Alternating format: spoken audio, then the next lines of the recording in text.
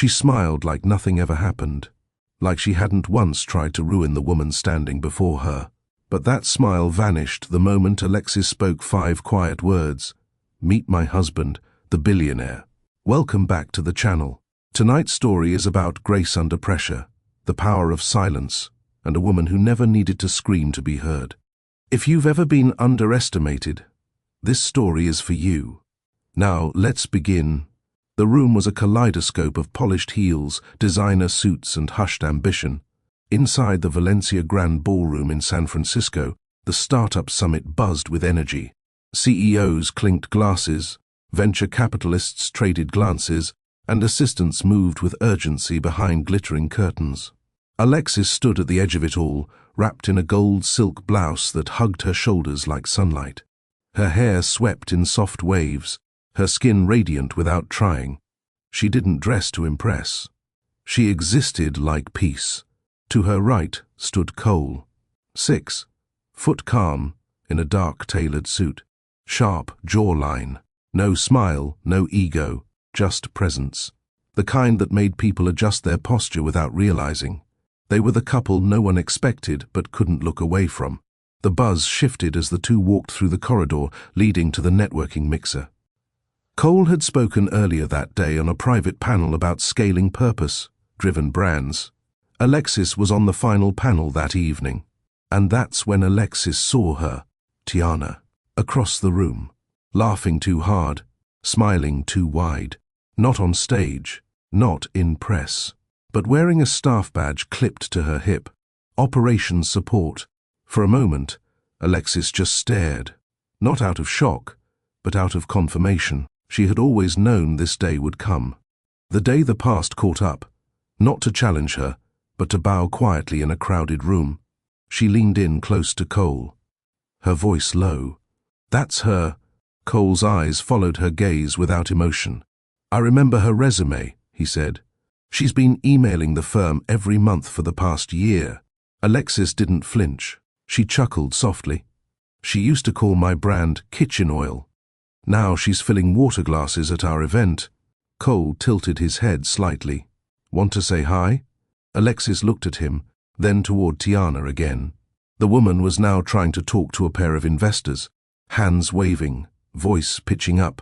"Let's," Alexis said. And with that, the moment froze. It started the way most beautiful things do, quietly. Alexis had never been the loudest one in the room. In college, she didn't chase attention or join every trend. While others snapped selfies at rooftop parties, she was ordering raw shea butter and cold-pressed oils in bulk, scribbling formulas in the margins of her lecture notes. She believed skin should be nourished, not bleached. Loved, not stripped. A dorm room always smelled like peppermint or rosemary. She'd spend hours blending ingredients, testing texture on her arms, creating little brown bottles with labels printed from the campus library. Some classmates rolled their eyes. Others called it cute. "Tiana?" She laughed. "You still playing with lotion, Lex?" She'd say. "Girl, you better find a man with money before your skin goes broke." Alexis didn't answer. She didn't need to. She had a plan. Not a loud one, but a real one. When graduation came, she didn't land a corporate job. She moved into a studio apartment on the south side of Chicago and got to work. Mornings were for deliveries, afternoons for pop-ups outside salons and hair stores, nights were for mixing, bottling, labeling. She saved every dollar, reinvested every penny. For 3 years, her life was simple: rent, raw ingredients, and purpose. No investors, no viral posts, just consistency. By year 4, Elan Root started catching eyes. A boutique in Bucktown placed a standing order. A blogger with 200K followers posted about the calming facial balm. A dermatologist quietly started recommending her rose clay cleanser to high pigmentation clients. Alexis stayed grounded. Never hired too fast, never overpromised. But momentum didn't lie. One day, a sleek email came through her site's contact page. "We'd love to feature Elan Root as part of our Rise of Real Beauty column. Can we schedule a quick call?" She reread the email 3 times before exhaling. That one feature led to 3 more. Then, a beauty subscription box reached out. Then came her first order from a luxury spa in Scottsdale. Still, Alexis remained behind the scenes. Even her product shots rarely included her face. She wanted the work to speak, not her image. Then came the Lunar Tower Gala. It was an invitation-only event for women disrupting the beauty and wellness space. Someone had nominated her anonymously. When Alexis arrived that night in a soft cream jumpsuit and nude lipstick, she didn't feel out of place. She felt right on time. She listened quietly to other founders speak, women who had raised millions, scaled to big box stores, or launched with celebrity partners. When her name was called, the room shifted. Some people whispered. Others typed quickly into their phones. Who is she? Alexis stepped up to the podium. No flash, no theatrics. She simply began. I started this brand because I was tired of products that wanted to fix me. I didn't want to be brighter. I didn't want to be lighter. I wanted to be heard. The room grew still. She spoke for less than 5 minutes. But the applause? That lasted longer than anyone else's. And when she stepped down, she saw him. Cole stood near the back of the ballroom. No entourage, no attention on himself. But somehow, the air changed when she looked his way. He didn't approach her immediately. He waited. It wasn't until Alexis stood alone by the valet line, half wrapped in her light trench coat, that he finally spoke. You don't chase applause, he said. That's rare. His voice was smooth, with a hint of Chicago in the vowels. Not trying to sound important, he just was. She turned. And you don't ask for names? He smiled slightly. I'm Cole. Investor. Observer. Bad at small talk. She laughed for real this time. Alexis. They shook hands. That night, he asked for lunch. Not dinner, not drinks, just lunch. She said yes. They met again 3 days later at the lakefront. No reservations, no cameras, just grilled cheese from a food truck and warm spring wind. Cole didn't ask about her brand right away. He didn't ask about money or margins. He asked about rhythm. How do you decide what to keep doing and what to cut off? Alexis looked up from her sandwich, amused. That's your opening question? He didn't flinch. I've learned more about people from that question than most bios. She chewed slowly, then said, I keep what gives peace. I cut what demands noise. He smiled at that. I figured. They walked for a while. He let her speak freely. She told him how she started mixing products on her dorm desk, how she burned her first batch of oils by accident, and how she once cried after a stranger left a 5-star review with no prompting. Cole nodded often but rarely interrupted. He wasn't trying to be charming. He was present. Later that evening, as they sat on a bench overlooking the lake, he finally said it. I backed your second investor. Alexis turned to him, eyebrows raised. What? I didn't want my name tied to it, he said. But I read your pitch deck months ago. The numbers were tight. The voice was real. I've seen a lot of founders try to sell a fantasy. You weren't trying to sell anything but what you already believed. Alexis stared at him. So, she said slowly, you've been watching me? He nodded. Not in a weird way. In a, this woman is going to redefine a market way. That was the moment she started to trust him, not because he had money, but because he had paid attention. Their rhythm built slowly. Cole didn't overwhelm her schedule. He didn't flood her inbox. He didn't try to impress her with gifts or plans. Instead, he'd show up with warm croissants when she had back-to-back packaging days. He'd text only to ask if she had time for a walk or silence. They didn't talk every day, but when they did, it was never small talk. He told her about growing up in Evanston with a single mom who made him wear thrifted suits until college. He talked about how he learned early that power didn't always come from speaking, but from choosing when not to. Alexis shared her fears of scaling too fast, of losing her brand voice, of being seen before she felt ready. One evening, after a long workday, they ended up in her tiny kitchen. She was labeling body balm jars when he walked in with 2 bowls of pho. You cook, Now, she teased. He shook his head. I order well. They sat on the floor, bowls in hand, R&B humming from a small speaker. Cole leaned his head against the cabinet. You know, I've backed over 20 brands in the past 5 years. You're the only one who still uses her own hands for production. Alexis shrugged. Touch matters. He stared at her. I think that's why I like you, he said quietly. You haven't handed yourself off.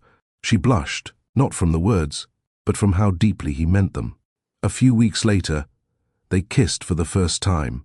It wasn't planned. He had come over to help her fix a jammed cabinet. They ended up sitting on the floor again, eating leftover dumplings and talking about their worst business decisions. She laughed at one of his stories, really laughed, and when her head tilted back, his hand moved to brush a loose curl from her cheek. She looked at him. He looked at her. And then, without a single extra word, he kissed her, soft, certain, and quiet.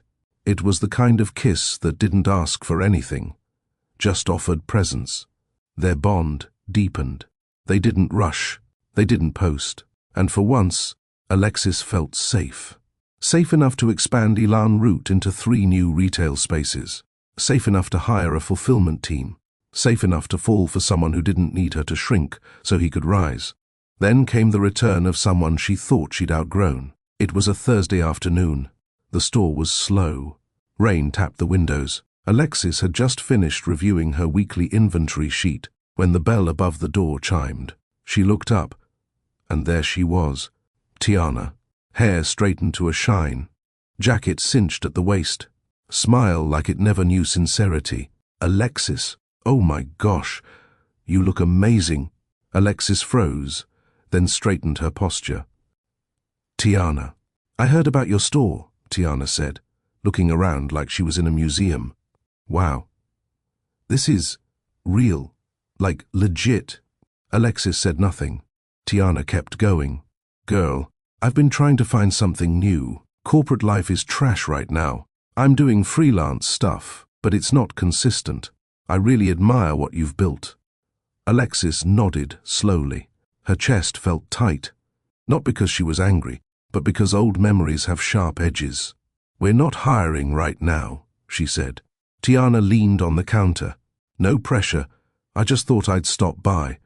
Support a sister, you know? She left a card and a promise to keep in touch. Alexis watched her walk out and felt something cold crawl up her spine. She didn't know what it was yet, but it felt like interference. A week later, Tiana showed up again, this time in flat shoes and asking to volunteer just to get her foot in the door. Alexis paused.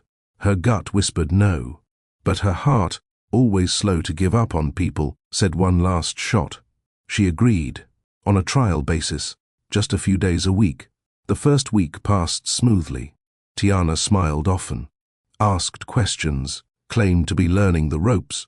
But then, one order went missing, then 2. A client emailed to ask why their wholesale request hadn't been confirmed, even though Alexis had no record of receiving it. Then came a strange DM from a former college classmate, a screenshot of Tiana's new Instagram page, promoting a natural skincare consultancy for women of color. Alexis clicked through the page. Her eyes narrowed. The colors, the fonts, the product titles, too close. Then came the worst part. She was driving through River North one evening, windows down, music low. As she pulled up to a red light, she glanced to her right and saw the rooftop lounge where Cole had taken her weeks ago for a quiet dinner. At the corner table, just behind the glass, sat a woman laughing with a tall man. It took her 2 seconds to recognize Tiana. And the man? He looked familiar.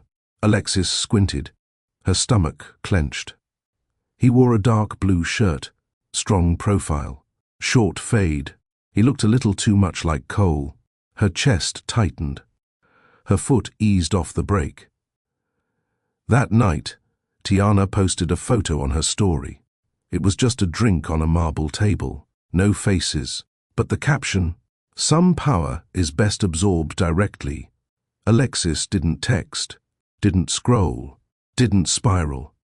She watched, The next morning, an anonymous email hit her inbox. Attached, a forwarded message thread. Tiana had reached out to one of Alexis's spa clients, pitching herself as a private brand consultant and attaching Elan Root's proprietary ingredient list with minor changes. Alexis read it 3 times. She didn't cry. She didn't scream. She printed it out, folded it, and walked to her office. 5 minutes later, Tiana's access code was deactivated. Her name removed from the volunteer list. No calls, no confrontation, just finality. She never even brought it up to Cole. Not because she feared he had done anything wrong, but because she didn't owe her peace to chaos. She chose silence. Not weakness, but certainty. It was a quiet evening inside the flagship store. The final customer had left an hour earlier. The soft scent of chamomile and neroli floated through the space. Dim light bathed the front shelves in gold. Alexis sat cross-legged on the floor, barefoot, surrounded by open jars of a new whipped shea formula. She hummed softly, testing textures on the back of her hand, jotting notes with her other. She didn't notice Cole at first. He had let himself in using the back key she gave him weeks ago. He stood in the doorway for a few seconds, watching. Her hair was tied loosely. Her sweatshirt was stained with balm. She was in her element, unfiltered, focused, unbothered. And he knew, right then, he would never meet another woman like her. "You changed the top note," he said finally. Alexis looked up. "Caught that, huh?" He smiled, walked over, and sat across from her. She handed him a jar. "I wanted it to hit softer, less lavender, more almond." He dipped 2 fingers in and rubbed it between his palms. "Still melts like silk." Alexis leaned back. "It's almost there." "I'm still playing." They sat in silence, jars around them like treasure. Then, without moving too much, Cole reached into his pocket and pulled out a small black box. No big speech, no kneeling, no drama. He opened it and placed it between them. "I already feel at home when I'm with you," he said. "But if you'd let me, I'd like to make it official." Alexis didn't speak right away. She looked at the ring. Simple, clean, elegant. Just like him. Then she looked at him. "You sure?" she asked, voice soft. "Because I come with a business, a past, and a habit of fixing things myself before I ask for help." Cole leaned forward. "I'm sure. Because you don't need me. And that's why I want to build with you." She smiled, eyes glassy. "Yes." He slipped the ring onto her finger. They sealed it with a kiss. No audience, no spotlight. Just soft R&B playing from the Bluetooth speaker in the corner and the low hum of a woman choosing peace, not perfection. The wedding wasn't a spectacle. They flew out to Santa Barbara with just 8 guests, close family and friends. Alexis wore an off-shoulder cream gown and flat sandals. Cole wore an open-collared shirt and linen pants. The ceremony took place at a cliffside house overlooking the Pacific. The vows were handwritten. The playlist started with Sade and ended with Sampha.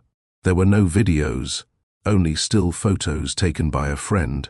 They danced barefoot on the deck under string lights, arms wrapped around each other, swaying to a beat only they heard. There was no hashtag, no press, no public statement, but every part of it was real. After the wedding, Alexis and Cole fell into an even stronger rhythm. They shared mornings, coffee, headlines, quiet plans. Afternoons, he handled meetings, she ran logistics. They gave each other space, respectful independence. No one shadowed the other. Evenings were sacred. Most nights, they cooked together. Pasta, stir-fry, tacos. It didn't matter. They'd pour wine, play Nina Simone or Etta James, and talk. About business, about childhood, about what legacy meant. Cole once said, "I don't want to build an empire that forgets how to love." Alexis replied, "Love should never get outsourced." They both knew what it meant to grow alone. But now, they grew side by side, equal, rooted. 3 months into the marriage, Alexis received an invitation to speak at the Rise Forward Founders Summit in San Francisco. It was a luxury startup event for top-tier founders and executives, the kind of event where Cole usually declined to appear. But this time, he said yes. Let them know what real partnership looks like, he told her. She packed a few sleek outfits and one signature lip color. The goal wasn't to impress. It was to represent her brand, her journey, her peace. The hotel was all white marble, gold accents, and glass elevators. A 5-star visual. But Alexis didn't flinch. She had earned her place here, not from connections but consistency. On day 2 of the summit, she stood on stage in a muted cocoa suit, speaking about intentional growth and the power of scaling slow. Cole watched from the crowd.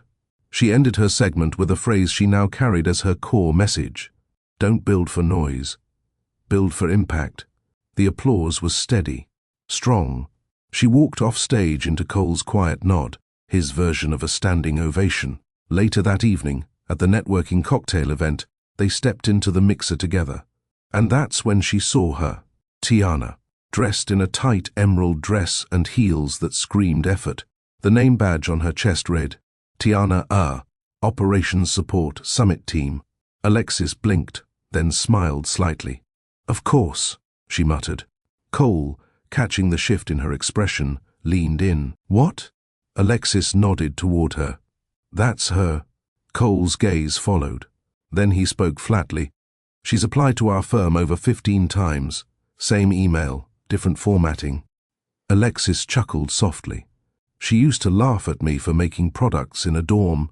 Now she's serving drinks at your summit, Cole said, tone steady. Want to say hi? He added. Alexis tilted her head. Let's. They crossed the room, casual and calm. No show, no swagger. Tiana was mid-conversation, laughing at something that wasn't funny. When she turned and saw Alexis, her smile froze. The champagne glass in her hand paused halfway to her lips. Alexis?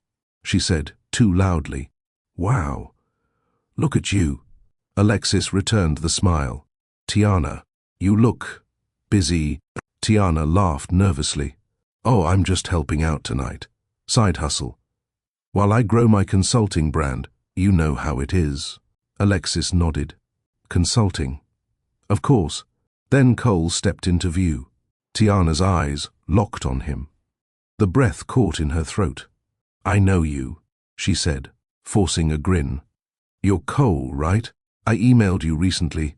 Cole didn't blink. Several times. Your proposal was hard to forget. Alexis let the silence settle before saying softly, You once begged him for a job. Tiana's mouth opened slightly, then closed. Alexis turned to Cole. Honey, we're late for the closing segment. He offered his arm.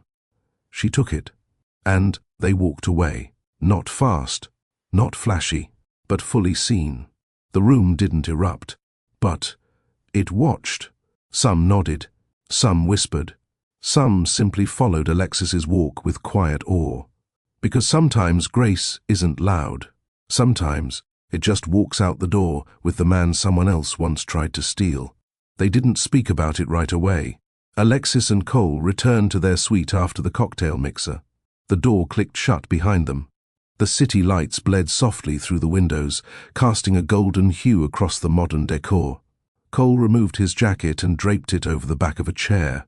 Alexis slipped off her heels, placed them neatly by the wall, and sat on the edge of the bed. For a moment, they said nothing. Then Cole walked over and sat beside her. She looked like she was trying to breathe through cement, he said.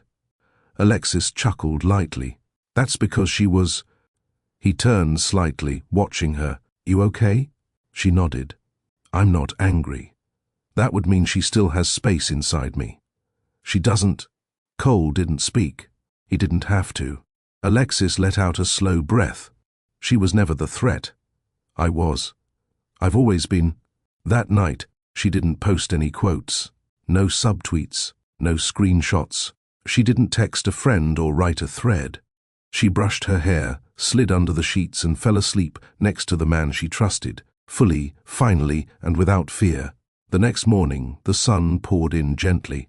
Cole had already stepped out for his early meeting.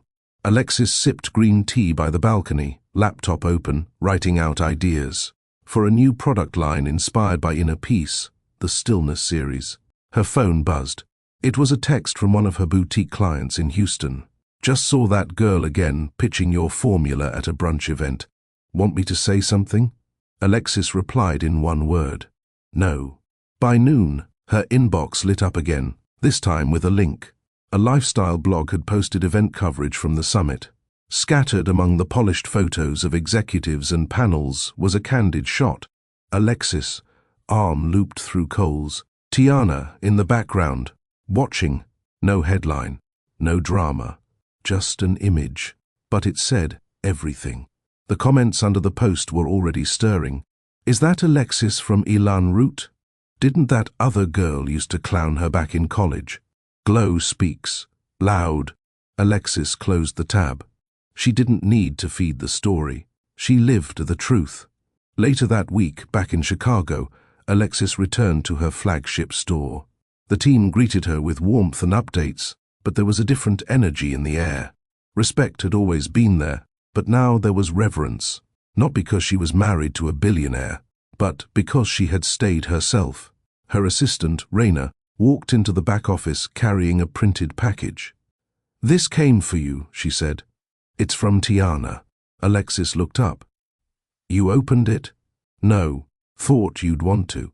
Alexis took the envelope, sat still for a moment, then peeled the flap. Inside was a typed letter and a small notebook with gold. Foil print, reset. The letter read, "Alexis, you probably don't care to hear from me, but I've been doing a lot of thinking. I messed up.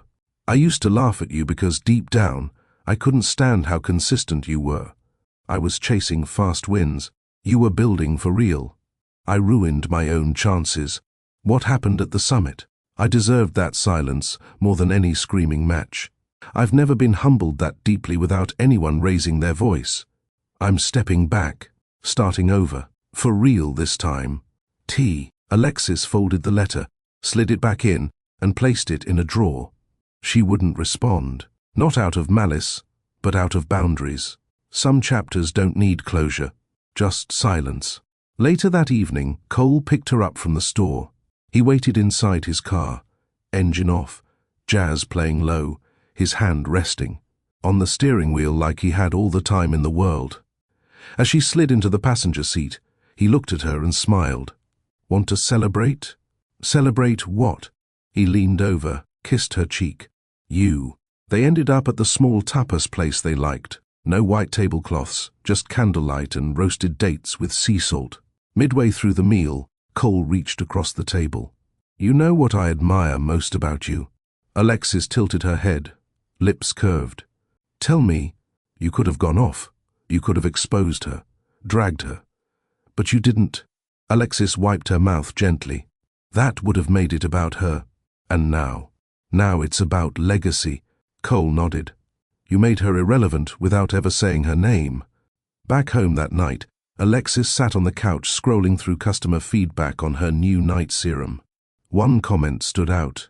"Every time I use this, I feel like I'm giving myself permission to rest." She smiled. That was the whole point. 3 weeks later, she hosted a small gathering at her store for women entrepreneurs in the city. No cameras, just chairs, soft music, and warm drinks. She shared stories of early mistakes, of handmade packaging burns, of nights she questioned whether anyone would care about her products. And then she said, "There's always going to be someone who watches from the sidelines, waiting for you to trip. Some will even try to trip you themselves. But here's the truth. If you're grounded in your why, nothing they do can shake you. Your glow doesn't have to shout. It only needs to stay." That room of 30 women stood up at the end, not for applause, but out of respect. After the event, a younger founder approached her with wide eyes. "I used to follow this girl who... She tried to copy you, but then I found out who really created Elan Root. I just wanted to say, you inspired me to start." Alexis hugged her. "Then I did my job." At home, Cole was waiting with her favorite tea. They sat in silence, side by side. She took a sip. "Remember that quote you once sent me?" "Which one?" "The one you texted when I signed my first spa contract." Cole grinned. "Let your glow do the talking."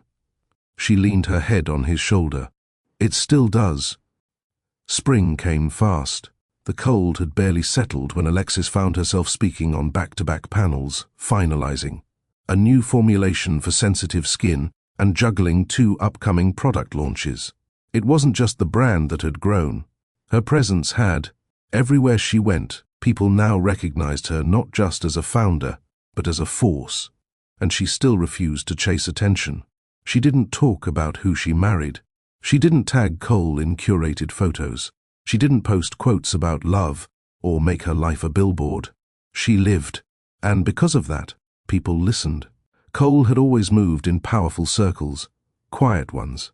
He wasn't the type to show up on magazine covers or live-stream shareholder meetings. But in boardrooms where billions moved in silence, he was known. And now, so was she. At a private dinner for rising black-owned brands hosted in New York, Alexis was seated between the CEO of a global haircare line and a retail executive from one of the top 3 department stores in the country. The table buzzed with ideas, projections, and numbers, but when Alexis spoke, the room slowed. Because her sentences didn't dance. They landed. When asked how she scaled without compromise, she said, "I never built for speed. I built for depth." When asked how she maintained trust, she answered, "I didn't sell identity. I protected it." At the far end of the table, Cole watched, not as a husband showing off, but as a man who saw someone he admired being finally treated the way she'd always deserved. The next morning, over breakfast in their hotel suite, Cole scrolled through his calendar. "You've got 2 more panels in LA next month," he said. Alexis stirred her tea. 3, if I accept that beauty accelerator invite, you want to?" She paused. "I do. But I don't want it to become noise." He looked up. "You think being visible is the same as being loud?" She shrugged. "I think the more you grow, the more people assume your story belongs to them." He reached across the table. "Your story is safe. I'll always make sure of that." Alexis smiled softly. "That's why I married you." That afternoon, they walked through Soho hand in hand. No entourage, no disguises. Just 2 people moving with purpose and peace. At one point, a woman approached Alexis outside a bookstore. Early 30s, glasses, flushed cheeks.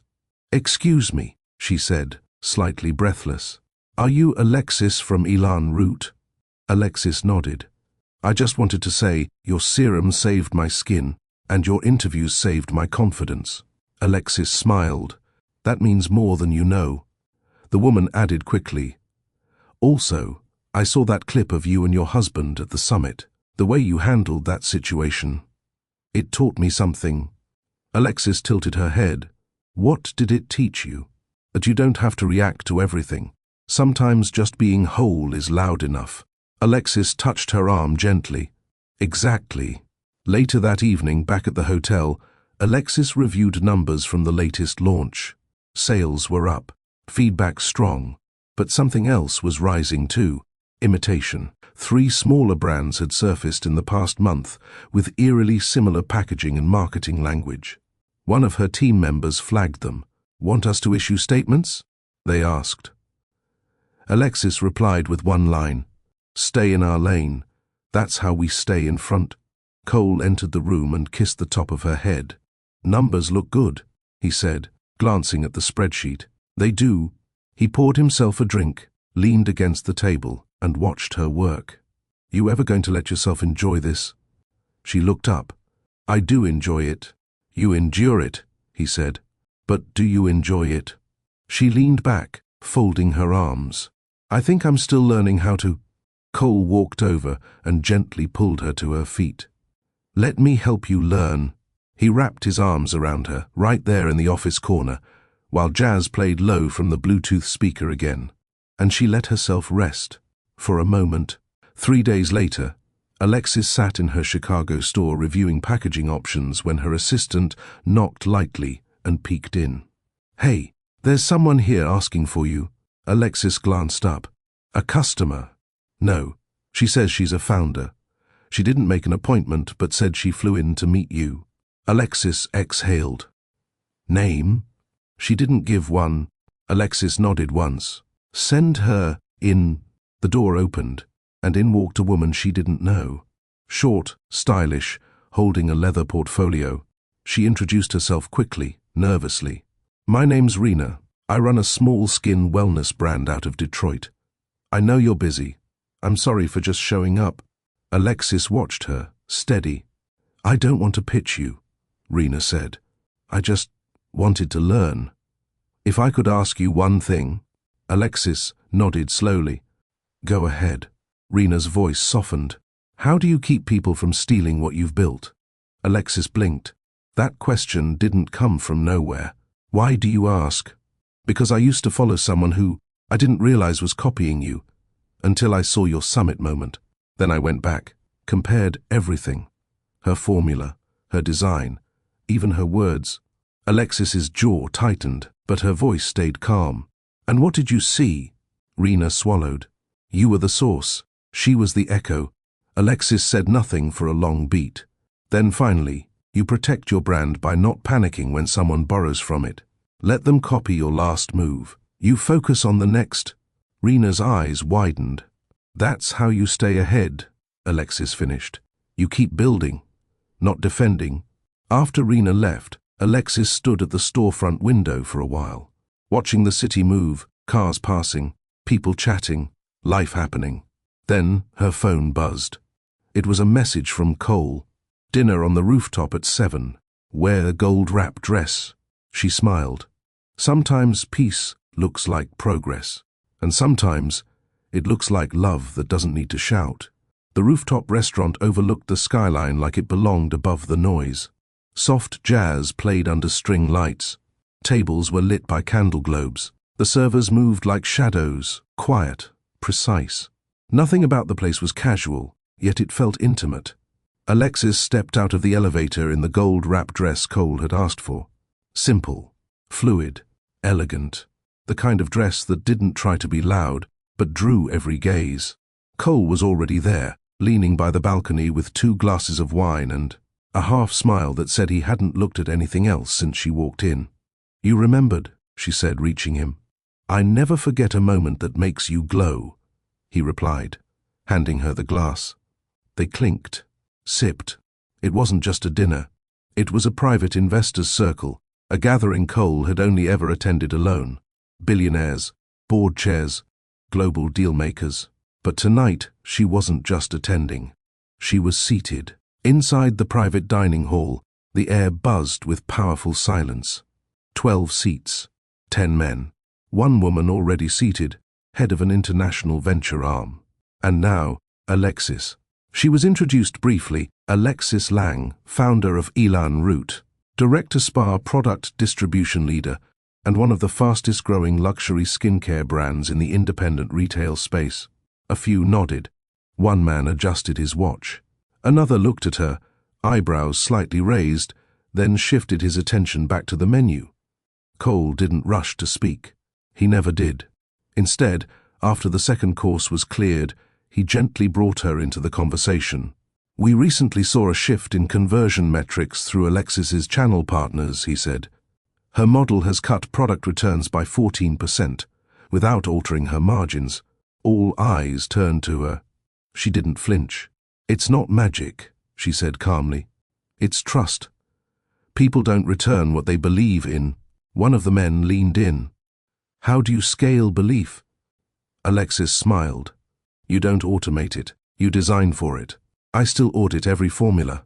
I respond to product feedback myself. Customers know that. Another man chimed in, this one older. But don't you find that unsustainable at a certain point? Alexis met his gaze. Sustainability isn't always about speed. Sometimes it's about structure. I scale through intimacy, not impersonality. A pause. Then a slow nod. The room shifted slightly. Someone else asked her about her expansion model. Another wanted to know her reorder rate. She answered with clarity, not performance. By the time dessert arrived, the woman across the table, the head of the venture firm, smiled and said, You speak like someone who's never needed to compete for space. Alexis replied, That's because I built my own table. Back in the car, Cole reached over and took her hand. You changed the tone of that whole room tonight. She glanced at him. Did the first? He turned to her fully. They stopped performing once you started teaching. She smiled, leaned her head against the window, and exhaled slowly. I don't think I ever wanted to impress them, she said. I just wanted to be clear. Later that week, back in Chicago, Alexis met with her creative team. They were launching a new product, Velour Bloom, a whipped body polish made for deep skin tones that often got ignored in mainstream body care. The campaign would feature unedited skin, no filters, no blur, no brightening. She stood before the team, holding a glass jar of the first finalized batch. We're not selling dreams, she said. We're protecting reality. One of the designers nodded. That's the difference. The head of strategy added, you want to call this your statement product? Alexis shook her head. It's not a statement, it's a standard. That afternoon, Alexis and Cole met for lunch at a quiet corner cafe. She arrived with her laptop and her usual lemon water. He was already waiting, reading through a portfolio proposal. You've got 3 new collab requests, he said. One from a celebrity who wants to partner on a fragrance line. Alexis raised an eyebrow. Let me guess. Loud branding, minimal substance? More or less. She smiled. Pass. He slid the folder aside. I already did. She glanced up. Why? Because you don't belong beside noise. As they finished lunch, a woman approached hesitantly. Mid-40s, natural coils, professional energy but vulnerable eyes. I'm sorry to interrupt, she said. I just wanted to say thank you.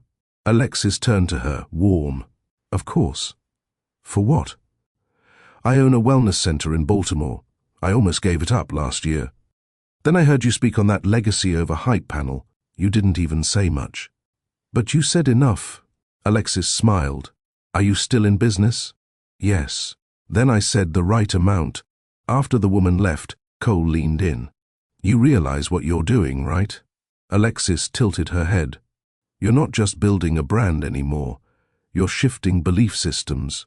She paused. You think that's a good thing?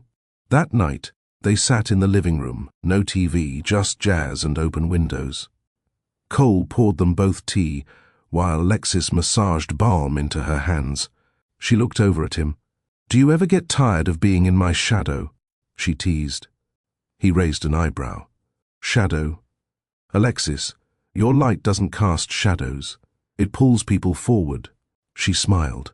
Even you. He leaned in, kissed her gently. Especially me. Have you ever watched someone try to copy your path, only to realize they could never match your peace? Have you had to walk into rooms where people doubted you, until your presence changed everything? Share your story in the comments. We read every one. If Alexis's quiet strength inspired you, tap that like button. And if you want more stories that remind you of your own power, subscribe now. The meeting was held in a clean white studio space in Los Angeles, all glass walls and eucalyptus scent. Alexis had flown in with 2 members of her creative team for a collaboration pitch. The brand reaching out. Vera Wellness, a minimalist wellness-forward supplement and skincare company with a national presence and a big influencer following. Their offer, a co-branded body elixir with shared profits and cross-platform exposure. The numbers were solid. The audience reach? Tempting. But Alexis didn't move based on metrics alone. She walked into the room in a cream blouse, hair pulled into a low bun, her notebook in hand. The founder of Vera, a sharp-tongued woman named Dani, greeted her with a bright smile and an air kiss Alexis didn't return. They exchanged pleasantries, sat, and began the pitch. Dani spoke fast. Her assistant clicked through slides. We want to merge our reach with your authenticity. Your brand is trust. Ours is presence. It's a perfect marriage. Alexis listened, took notes, interrupted once. What happens if it doesn't align with my ingredients policy? We adjust, Dani said quickly. You'd have final say. Alexis nodded slowly. Then Dani mentioned their private capital partner. Cole Lemaire, she said with a grin. He's been with us since our second round. Quiet backer, but his money helped us scale fast. Alexis's pen paused. Cole? She asked carefully. Danny glanced at her. Yeah. You know him? Alexis looked up. Calm. He's my husband. The silence that followed cracked the rhythm of the room. Danny blinked. Oh, wow, I didn't realize. That's unexpected. Alexis didn't smile. Is it? Danny cleared her throat. No. I mean, we haven't heard from him directly in months. He doesn't sit in on our ops. But still, that's funny. Alexis closed her notebook. It's not. That night, she sat across from Cole on the balcony of their hotel room. The Los Angeles skyline blinked behind them. Did you know they were pitching me? She asked. He sipped from his glass. No, they've been quiet since their last funding round. I haven't heard from Danny in over a year. She mentioned your name like it was currency. I never made decisions for Vera's public-facing strategy. I only offered capital. That was part of the agreement. Alexis nodded. She didn't pitch me on product. She pitched me on numbers, on visibility. She wants my audience. Cole leaned forward. What do you want? She thought about it. I want protection, she said. Not from people, from dilution. He understood. Then don't do it. The next morning, she drafted a simple decline. Thank you for your interest. After internal review, Elan Root has decided not to move forward with this collaboration. We're committed to partnerships grounded in depth, not visibility. We wish you well. She didn't explain herself. She didn't soften the message. Danny never replied. A week later, Alexis walked into her studio to find 2 packages waiting on her desk. One from her design team, samples for the next season's line. The other, a folder from Cole. He had left it for her after his board meeting. Inside, a summary of every brand he had equity in. No secrets, no surprises, just transparency. At the bottom of the folder was a handwritten note. You'll never have to ask where I stand. You already know. She smiled. It wasn't the words. It was the gesture. Later that week, they hosted a small dinner at their home. 8 guests. Candles. Homemade food. Vinyl spinning in the corner. One of the guests, a writer, asked Alexis how she navigated competition in her space. I don't compete, she said simply. I create. The room paused. Cole, seated beside her, added, That's why no one can keep up. But outside that room, the noise had returned. A beauty blogger had posted a side-by-side review. One column, Elan Root. The other, a newer brand, claiming rooted rituals for real women. The newer brand had clearly copied Alexis's color palette, packaging structure and language, but it had none of her depth. Still, the internet did what it always does. It speculated, compared, questioned. Alexis's team asked if they should issue a public clarification. She said no. But this time, the feeling didn't settle like peace. It sat sharp in her chest. Because imitation didn't threaten her business. But it did try to steal her message. And that was personal. The image had been reposted over 24 times. 2 jars, nearly identical shape, a muted beige tone. Gold text, similar fonts. Left, Elan Root, velvet clay mask. Right, Root rituals, calm earth mask. The caption under the repost asked one thing: why does it feel like one is the blueprint and the other is the copy? Alexis didn't respond, not publicly, but inside. She was still, but not silent. This was different from Tiana's early imitation. This new brand wasn't small or desperate. It had a PR machine, influencer deals, and a clear goal: to leverage aesthetics to move faster than substance. Alexis looked at the packaging, the ingredients, the product names. It wasn't just similar. It was systematic. She didn't feel threatened, but she did feel tested. The next day she met with her lead strategist, Asha, in a quiet office downtown. Asha pulled up her tablet, scrolling.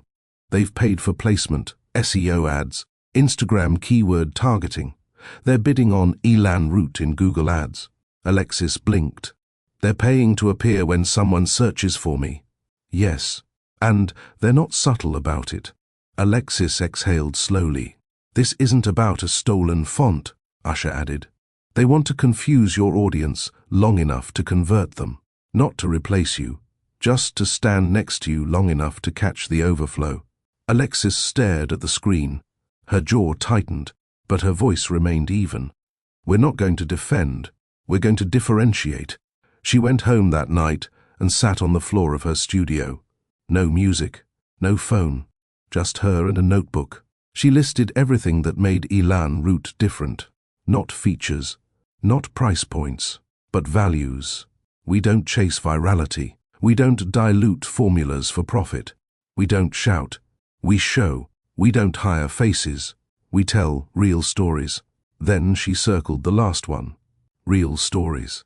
The next morning, Alexis called a meeting with her content team. I want to launch something new, she said. Something that reminds people who we are. Her creative director leaned forward. You mean like a rebrand? No, a reintroduction. She outlined a series of mini documentaries, 5-minute videos featuring real customers. No influencers, no models, just everyday women who used Elan Root and felt seen again. We're not talking about glow, we're talking about healing. The room nodded slowly. She added, we'll call it Rooted. Production started that week. The first woman featured was Lena, a nurse who had battled cystic acne for 7 years and found relief in Alexis's night serum. Then came Rosa, a mother of 4 who said applying the clay mask was the only time she sat with herself in silence. Each video ended with the same black screen. Not sponsored, not filtered, just rooted. Elan Root, built for real. No press release, no promo code. They uploaded the first video to Instagram, TikTok and YouTube on a Tuesday morning at 9 a.m. By noon, it had 34,000 shares. By Friday, over 400,000. The comments told the real story. I forgot what honest skin talk looked like. This feels like church for my confidence. I deleted the other brand from my cart. This is where I belong. That weekend, Alexis walked into her store to check on the displays. The staff buzzed around her. We've had a 30% spike in new traffic, Raina said, and half of them are coming in asking for the products from the Rooted series. Alexis smiled, then paused. Did we ever hear back from the brand that copied us? Raina shook her head. They stopped posting last week. Alexis didn't reply, but inside, she felt something settle. Not because she won, but because she remembered who she was and made sure everyone else did too. That night, she sat on the couch with Cole, her head resting on his chest as a soft playlist played in the background. You made a move without lifting a finger toward them, he said. I didn't need to, she replied. They're not the enemy. Confusion is. He brushed his fingers along her arm. And now the message is louder than ever, and I didn't have to burn down a thing. The following Monday, Alexis received an email from a major publication. They wanted to do a feature on Rooted. A 6-page spread. She declined the first offer, then sent a reply that made the editor pause. Thank you for the interest. We're not looking for amplification. We're focused on alignment. We'll let the right voices speak when it's time. Later that week, as Alexis hosted a live Q&A from her store, someone asked a pointed question in the comments. What would you say to brands who keep copying your look? Alexis smiled into the camera. I'd say look deeper. Because style can be duplicated, but spirit, that can't be touched. The invitation came in a cream envelope with a soft gold embossed logo and a handwritten note attached. Alexis, your story isn't just powerful, it's necessary. We would be honored to have you as our keynote speaker for the Women Who Build National Forum in Atlanta this spring. Nadine R. It was the kind of event people cleared schedules for, not because of the spotlight, but because of the weight behind it. The forum had featured household names in fashion, tech, and wellness. Names Alexis had studied, not competed with. She ran her fingers over the edges of the invite and exhaled. This felt earned. That evening, she sat across from Cole on the balcony as dusk folded the sky in layers of lavender. He glanced at the card, then at her. That's a big one. She nodded. Big stage. Bigger expectations. You know Nadine? Not personally. But I followed her for years. She built the Legacy Circle from scratch, then turned it into a foundation, a mentorship program, and now, this. Cole's jaw tightened slightly. Nadine Rem? Alexis paused. Yes. He set his drink down. She and I worked together, a long time ago. Back when I was still cutting my teeth in the VC world. Alexis leaned forward. Worked together how? We were close. Not romantically, he added. But she's sharp, strategic. She helped close one of my biggest early deals. Alexis nodded slowly. You two have history. Cole didn't flinch. We do. But not unresolved history. She looked at him a beat longer. Then she said, Okay. A few days later, Alexis flew to Atlanta for a pre-event walkthrough and strategy briefing with the organizing team. She wore a slate-gray silk blouse, soft, high-waisted slacks, and confidence that couldn't be staged. The hotel conference level had already been transformed, massive white backdrops with gold script, floral arrangements in soft creams, and screens running previous year highlight reels. Nadine greeted her with a warm, powerful hug. You are even more poised in person, she said. And you are a force, Alexis replied, smiling. They walked the perimeter of the ballroom, talking format, timing, press angles. You're going to close the event, Nadine explained. You're not just a speaker, you're the message. Alexis felt the weight of those words, but it didn't scare her. Then Nadine added, almost casually, I haven't seen Cole in years. I was surprised when I realized you were his wife. Alexis kept her posture. Small world. It is. Nadine's smile never wavered. He was one of the smartest men I ever sat in a room with. Alexis didn't take the bait. He still is. That night, back in her hotel room, Alexis lay awake longer than usual. It wasn't jealousy. It wasn't insecurity. It was curiosity, because in all of Cole's past stories, Nadine had never come up. Not once. The next morning, during rehearsal, Alexis reviewed her speech structure with the production lead. Midway through, her assistant walked in with a note. Please stop by my suite before you leave Atlanta. It's important. Nadine. Alexis stared at the note, folded it, kept working. She waited until after the final run-through before taking the elevator to the top floor. Nadine's suite was pristine. Open windows, herbal tea on the table, no makeup, just power resting softly on a white couch. Come in, Nadine said. Alexis entered slowly. I wanted to say this face to face, Nadine began, because I believe in truth. And in full disclosure. Alexis sat. She crossed one leg and waited. Nadine continued. Cole and I never dated, but I loved him. Not the kind of love that demands anything, the kind that just stays with you. Alexis said nothing. Nadine wasn't fishing. She was clearing the air. I watched him become the man he is now, she added, and I think you've made him better, stronger, quieter in all the right ways. Alexis met her eyes. Why are you telling me this now? Because I never want to stand on a stage you'll be on and have you wondering what I'm holding behind my smile. Alexis didn't blink. I don't wonder about other women's smiles. I only check my own. Nadine nodded. Good answer. They sat in mutual silence for a moment. Then Alexis stood. Thank you for the opportunity. I'll be ready. Nadine nodded again. I know you will. Back in Chicago, Alexis walked through her front door to find Cole in the kitchen plating dinner, roasted vegetables and honey-glazed chicken. How was Atlanta? He asked. Productive. He studied her face. What else? She set her bag down, walked over, and kissed him softly on the cheek. She told me. He paused. Told you what? That she loved you. Once. Quietly. Cole met her gaze. And? Alexis smiled. And I'm not threatened by the past, especially when I know who chose me in the present.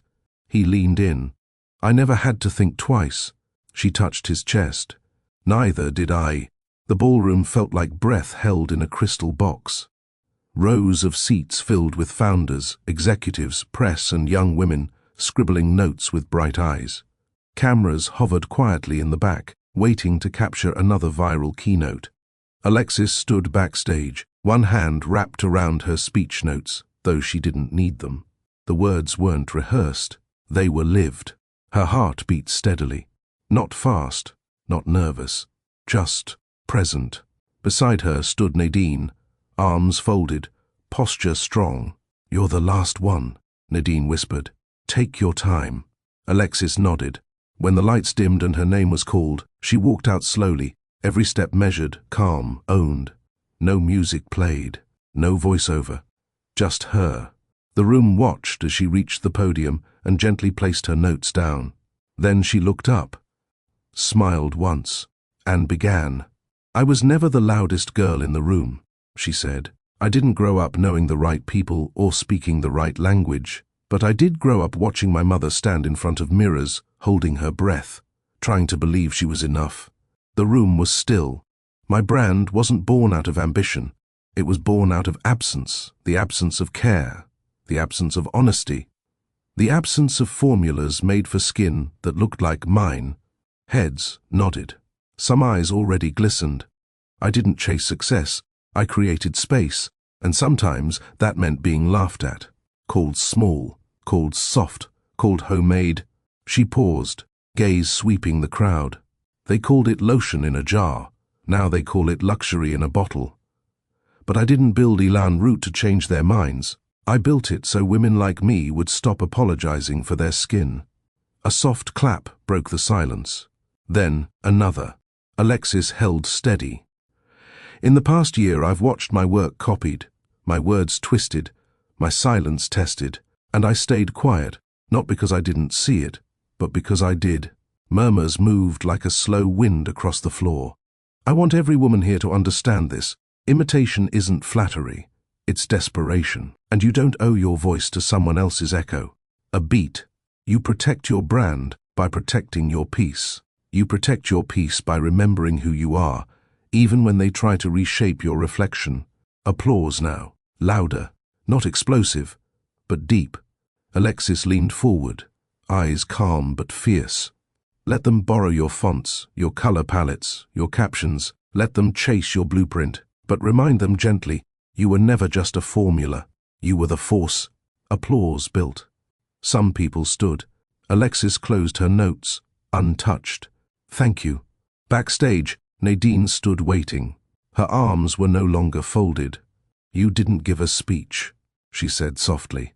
Alexis smiled. "I gave a reminder." An hour later, she walked through the hotel lobby with her assistant when a woman approached, mid-50s, silver braids, soft eyes. "I used to think my time had passed," the woman said. "But after what you said today, I feel like I just arrived." Alexis took her hand gently. Then, "Welcome." That evening, back at the hotel suite, Cole was already waiting.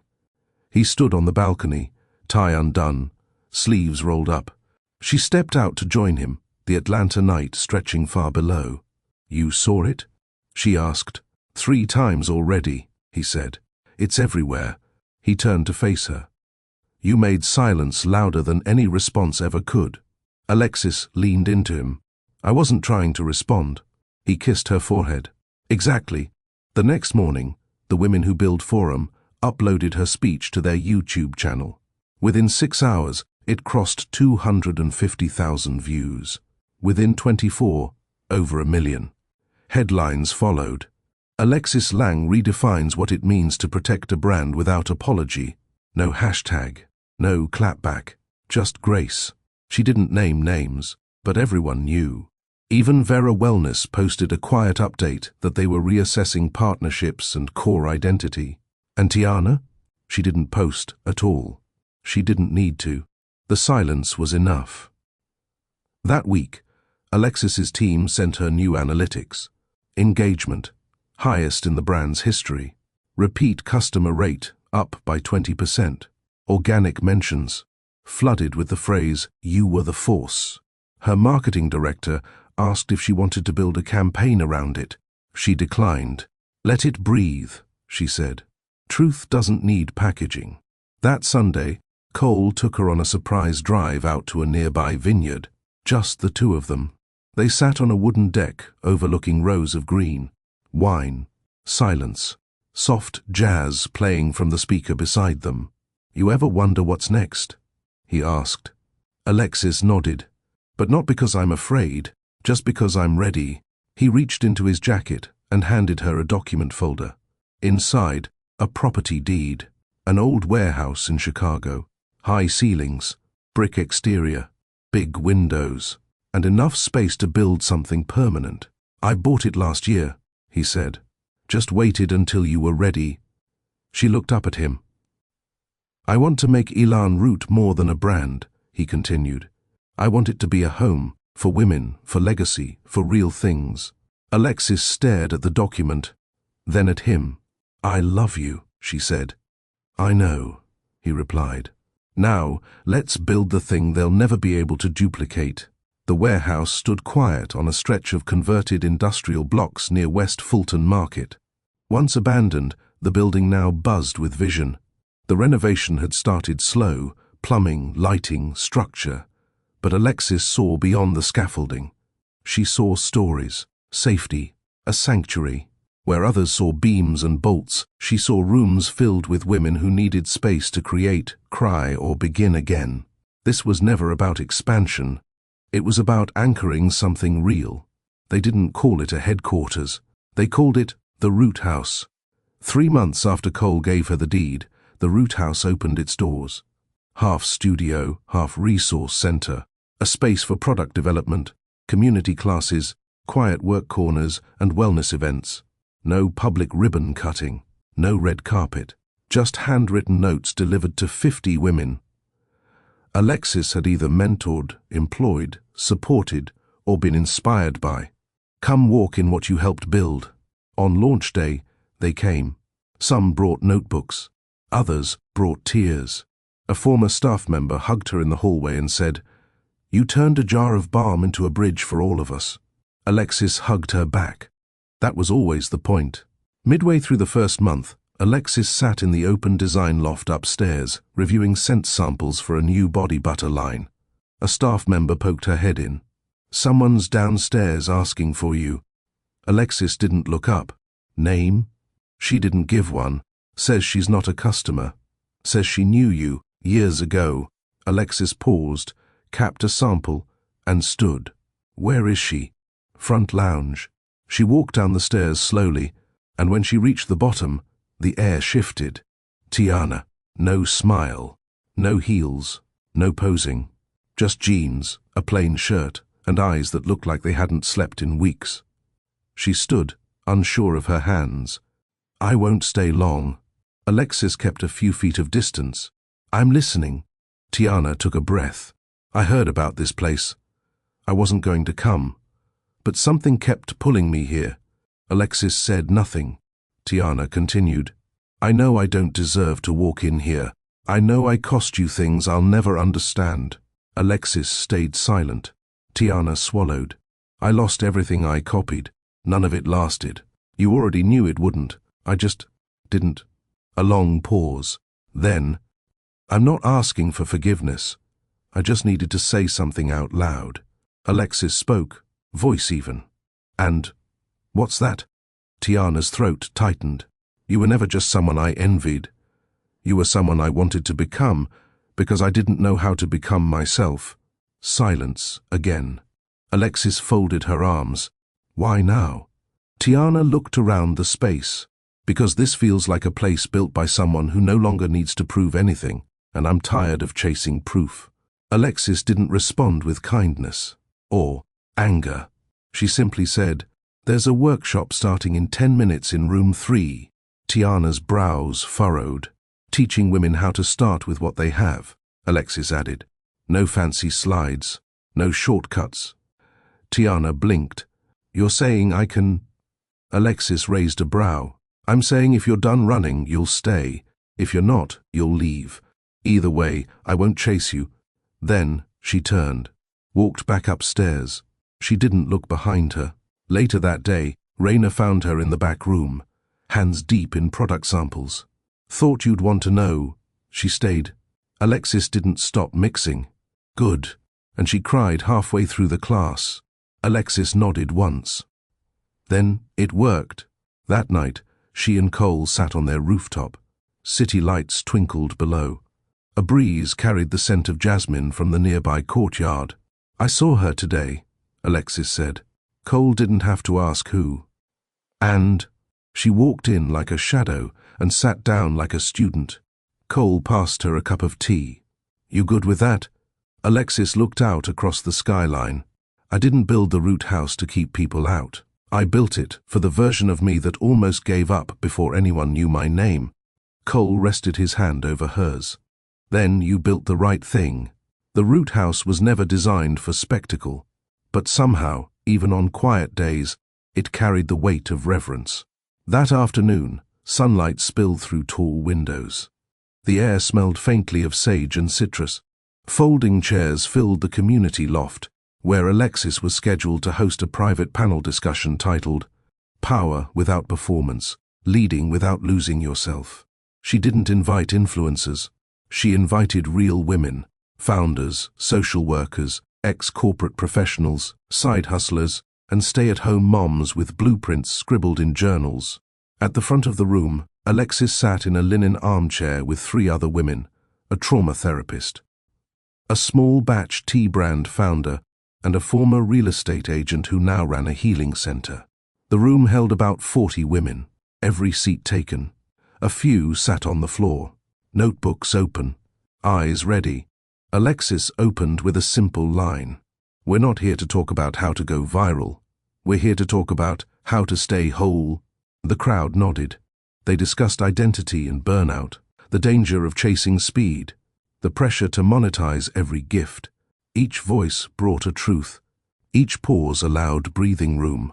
Then came the Q&A. At first, it was soft questions, routine business challenges, product growth, social media boundaries. Then, a woman in the back stood up. Short locks, hoodie, a calm tone that carried. This is for Alexis, she said, but also for anyone on the panel. How do you stay strong in your marriage when your partner's past life still walks into your present? The room stilled. Alexis sat up, not stiff, but still. The woman added, I ask because I'm trying to stay married to a man whose past keeps being brought into the room, and I don't always know how to keep the room mine. Alexis blinked slowly. Then she spoke. I believe in history. I believe in letting people grow out of who they were without pretending they were never that person. The woman nodded. Alexis continued, but I also believe in partnership that tells the truth early, so that shadows don't get bigger than they have to be. She paused. I don't own my husband's past, but I don't ignore it either. We treat it like a room with the light on. Nothing grows in the dark. The woman lowered her eyes, whispered, thank you, and sat. But Alexis felt it. A shift, because she hadn't said it, but everyone knew. They weren't talking about hypotheticals. They were talking about Cole. And the woman's question wasn't planted, but it struck something real. Later that evening, the loft had emptied. Candles snuffed out. Chairs stacked. Alexis lingered near the back shelf, running her fingers over a product sample, but her mind wasn't on clay masks. It was on Cole. He'd never given her a reason to doubt. But the truth was, there were corners of his past she didn't know, not because he was hiding them, but because she'd never asked. She walked into her office, shut the door, and called him. He picked up on the second ring. You okay? He asked. Yes. But I want to ask you something. All right. When you were building your world, before me, did you ever tell someone you'd come back for them? There was a pause. Not long, but full. No, he said. I never made promises I couldn't keep. But did anyone think you did? Another pause. Yes. Alexis sat down. Who? There was someone. Before I knew who I was. Before I knew what I wanted. I was ambitious, focused. I gave attention I didn't mean to offer, and she took it as permanence. Alexis stayed quiet. I didn't lie, Cole added. But I didn't clarify either. I let admiration blur the lines. Alexis asked, "Was it Nadine?" "No, someone else. She was never public, never serious, but I think for her, it felt like a beginning." Alexis closed her eyes. "Do you think she'll ever show up?" "She already did," he said. "What?" "She came to one of my panels last year, sat in the back, left before it ended. I didn't speak to her. She didn't speak to me." Alexis opened her eyes. "Why didn't you tell me?" "Because nothing happened, and because I didn't think her shadow was mine to drag into our space." A long silence passed. Then Alexis said, "I don't need you to confess. I need you to remember that I've never asked you to be perfect. I've only ever asked you to be clear. I hear you. Good. Because from now on, I want everything with the light on." "You'll have it," Cole said. Then softly, "And for what it's worth, even when I was unclear to her, I never saw a future until I met you." She hung up, stood slowly, and walked to the large window. The city glowed. Inside her, so did something else, honest, sharp, but still tender. Marriage wasn't about avoiding pasts. It was about deciding every day who you keep building the future with. And she was still building with Cole. The morning of the interview was bright and cold, Chicago in its mid-season mood. Alexis stood in the green room of a major network studio downtown. Her stylist had kept things elegant. A soft ivory pantsuit with a wide belt, gold hoops, her hair swept up in a clean knot. She looked like peace, but her mind wasn't entirely still. This was the biggest media slot she'd agreed to in years. It wasn't about selling a product. It was about telling her story, live, in front of millions. The host, a well-known anchor named Charlene Grant, had a reputation for going beyond business into personal waters. Alexis knew that. She'd accepted the risk. She wasn't afraid of questions. She was afraid of being misunderstood. A production assistant stepped in. "You're up in 7. Alexis nodded. She glanced at her phone. One text from Cole. "Whatever happens, remember, truth doesn't tremble." She smiled faintly and slid it into her clutch. She was about to stand when someone walked in behind the assistant. She turned. It was one of the junior producers, a man, maybe mid-30s, headset on, clipboard in hand. He leaned in and spoke quietly. "Before you go on, I think you should know. A guest we bumped from today's lineup. Her name's Petra. Says she used to be involved with your husband. Said she submitted a request to speak on air about him, and you." Alexis's entire body went still. "What?" she asked, voice low. He shifted awkwardly. "I don't know if it's true. Nothing was confirmed, but she was loud. Told the floor manager she wasn't going to be ignored by a man who married up after stepping over her." Alexis blinked. "You're telling me this now? I thought you'd want to know before you're on set." Her throat dried. Petra. She didn't know the name. But that didn't mean the name didn't know her. The assistant called again. 2 minutes, Ms. Lang." The junior producer gave a weak smile and backed out. Alexis sat still for one more breath. And then she stood. The lights were bright, the set was cooler than expected, and Charlene Grant greeted her with a warm smile and an air kiss. "We're so honored to have you," she said. "Thank you for the space," Alexis replied. They sat. Cameras rolled. Charlene opened with polished praise, the Rooted series, the Root House, her brand's growth, her message of dignity. Alexis answered each question clearly, calmly, always from the root. Then came the pivot. Charlene leaned in. "Alexis, you've spoken often about building quietly, protecting peace. But in a world obsessed with exposing everything, how do you handle the weight of public curiosity, especially when it crosses into your personal life?" Alexis smiled, but it was the kind that sat on the edge of a blade. "I don't handle it," she said. "I decide what deserves handling and what deserves being left exactly where it is, unanswered." Charlene raised an eyebrow. "Even when someone from your husband's past tries to get airtime." Alexis didn't flinch, but inside, her heart gripped tighter. So it was known. Charlene added, "There are rumors someone came forward trying to talk about him. Nothing made it to air." But how do you protect your marriage from public hands? Alexis took a slow breath, then said, by remembering that our vows were not made in front of cameras, and our truth doesn't require their permission.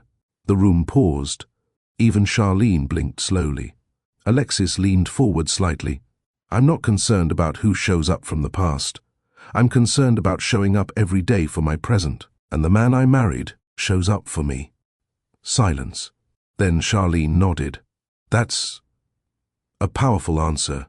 Alexis smiled. It's also the only one I needed. The interview ended with applause from the crew. Off camera, Charlene hugged her again. You handled that with more grace than most people I've met. Alexis just said, grace is a choice. Back in the car, Alexis leaned back and closed her eyes. Cole called. She answered immediately. You saw it? She asked. I did. She tried it, Alexis added. I know. Her legal team sent something last week. I didn't mention it because I had it shut down before it grew legs. Alexis sat up. You didn't tell me? I was trying to protect your prep time.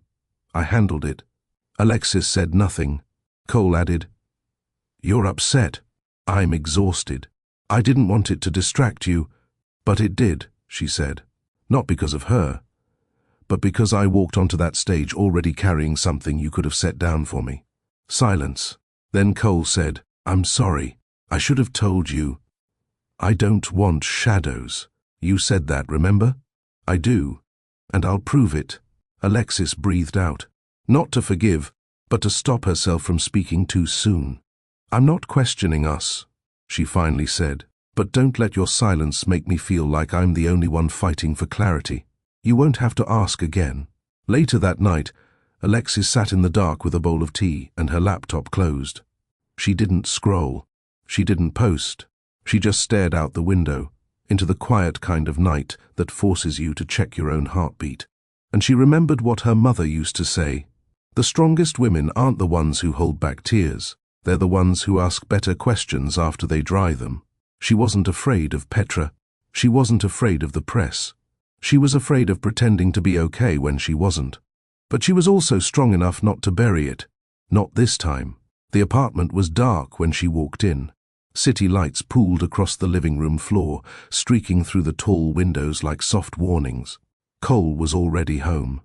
He stood in the kitchen, sleeves rolled, a pot of water quietly steaming on the stove. Alexis didn't announce herself. She closed the door behind her and slipped off her shoes, taking in the stillness of their home. It no longer felt heavy, but it didn't feel light either. He turned when he heard her footsteps. I made tea. She nodded. Thanks. He handed her a mug and leaned against the counter. For a moment, neither of them spoke. Then Alexis set her cup down, folded her arms, and asked, How long have you been protecting me from pieces of your past? Cole exhaled. Since I realized they don't deserve space in your peace. I appreciate that, she said. But I don't need protection at the cost of information. He nodded. I understand that now. She looked at him, really looked. You've never lied, she said, but you've chosen silence more than once. And the thing about silence is, it leaves room for doubt to grow wild. I didn't want you distracted, he repeated softly. I wasn't, she said. I was blindsided. Cole stepped closer. I was wrong. I should have told you about Petra the moment it came up.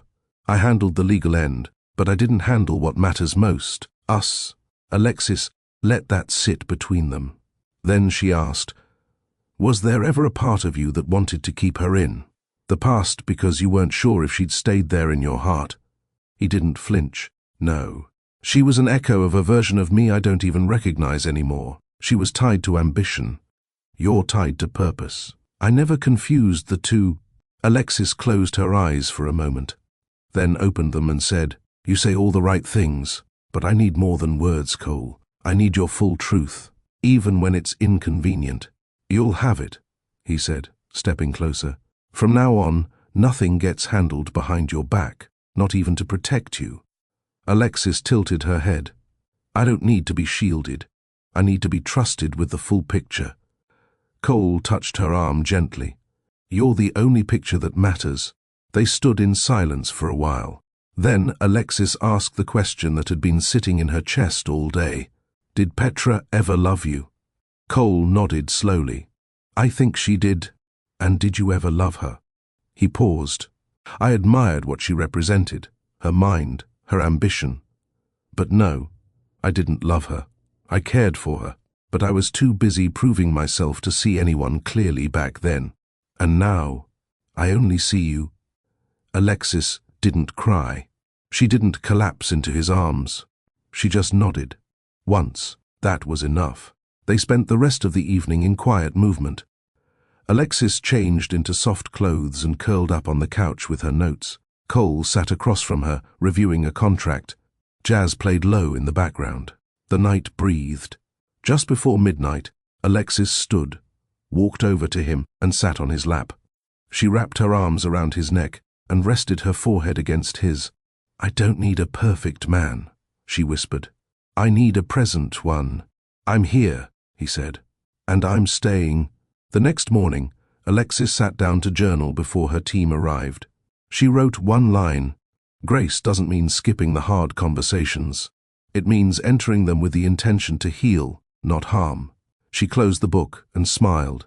Later that week, during a Rooted Woman podcast interview, the host asked, "What do you think most people misunderstand about marriage when you're both building empires?" Alexis didn't hesitate. They think love and legacy can't coexist, but it's not about choosing one. It's about choosing honesty every single day, so both can grow at the same time. Have you ever loved someone deeply, but still needed them to tell you the full truth?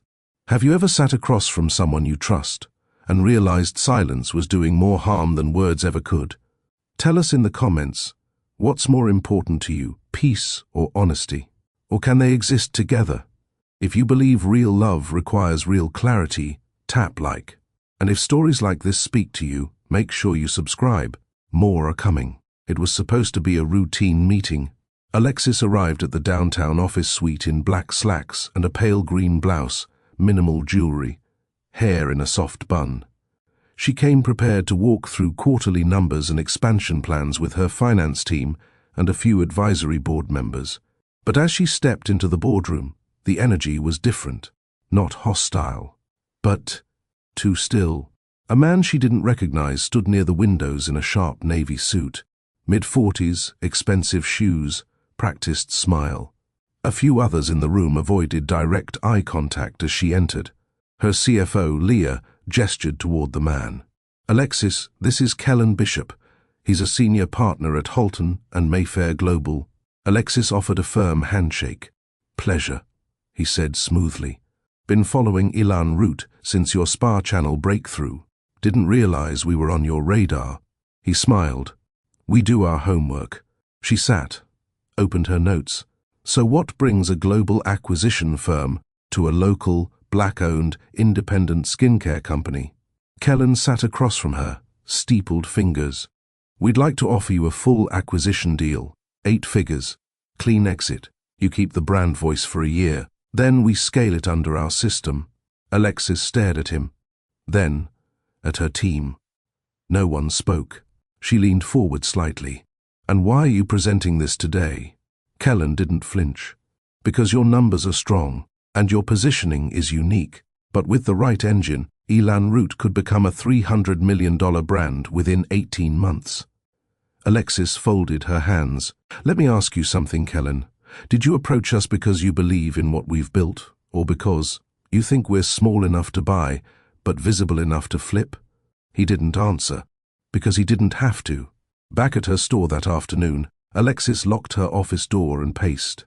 She wasn't rattled by the money. She was rattled by the timing and how it slipped into her life like a shadow with no name. She dialed Leah first. Did you know this was coming? There was a pause. We got the inquiry 2 weeks ago. I didn't think it was real until this morning. Alexis's jaw clenched. Who greenlit this pitch? Silence. Then Kellen came through someone close to Cole. Alexis's stomach tightened. Who? Leah's voice dropped. His old mentor, Evan Rains. The same man who brought him into his first firm. Alexis sat down slowly. She remembered Evan. Cole had mentioned him once, an intense, brilliant venture capitalist who played chess with people's futures and rarely lost. And now? He'd just walked into hers. That night, Alexis waited until dinner was finished before bringing it up. Cole had made roasted salmon and garlic spinach, poured them both elderflower spritzes, and cleared the table. They sat on the patio. Cool air, candlelight, stillness. Then Alexis asked, "Why didn't you tell me Evan was circling my brand?" Cole looked up. "Because I didn't know." She searched his face. "You sure? I haven't spoken to him in months. We don't move in the same way anymore." "Well, he's moving around me now." Cole's jaw tightened. "What did he offer?" 8 figures, full buyout, 1-year brand voice retention. Then they repackage and scale. And I said nothing. Because I wanted to hear it from you first. Cole leaned forward, elbows on his knees. "Evan doesn't understand who you are," he said. "To him, everything is a flip." "I'm not a flip," Alexis said. "I know. But if your name opened the door, even unintentionally, then I need to know what else your past is inviting into my future." Cole met her eyes. "I'll call him. I'll shut it down." "No," Alexis said. "I'll handle it." 2 days later, Alexis walked into the Holton and Mayfair office alone. No assistants, no PR team, no legal rep. Kellen rose from his chair when she entered. She didn't sit. "You won't get to own what you didn't build," she said. "And I'm not for sale." Kellen opened his mouth. She held up her hand. "You came to me thinking I'd want the shortcut. But this, what I've built, was never about the money. It was about control and legacy. And every woman who ever thought she had to sell herself to be seen." Kellen blinked. Alexis continued, voice low but steady. "You don't get to scale my roots. They go too deep." Then she turned and walked out. The office felt colder that week, not in temperature, but tone. Alexis noticed the subtleties, a delayed hello, a quick reschedule that didn't used to happen. A few advisors suddenly pushing for growth conversations that circled the same buzzwords: scale, merge, exit. She wasn't naive. Refusing a powerful buyout didn't just make her bold. It made her inconvenient. Still, she showed up, wore her confidence like her signature scent, ran meetings, reviewed formulations, sat in on test groups, smiled at her team, delivered a podcast interview that went viral within days. But in the quiet hours, she felt it, the weight of knowing people were talking, behind her back, around boardroom tables, inside glass offices. And one afternoon, Leah walked into her office and closed the door. Evan Rains called the board. Alexis stayed still.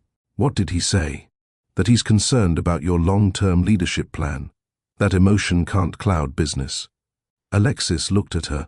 "And you?" "I told them your emotion is what turned a kitchen blend into a global movement. That your heart is your asset, not your liability." Alexis smiled faintly, but she knew what was coming. Cole found her that evening at the lakefront. She sat on their usual bench, arms wrapped around herself, watching the ripples move like whispers on the water. He didn't speak at first, just sat beside her, waited. "I'm not tired," she said softly, "but I am alone in a room full of people lately." Cole nodded slowly. "I've been there." She turned to him. "Why didn't you ever go back to Evan? You two built an empire." He exhaled. "Because I learned the cost of being someone else's investment." She watched him. "And I wanted to become someone's choice instead." They sat in silence for a while. Then he reached into his coat pocket and pulled out a small folded paper. "What's this?" "A contract termination. Evan's firm had a silent minority stake in my holding group. I bought them out this morning. Full release.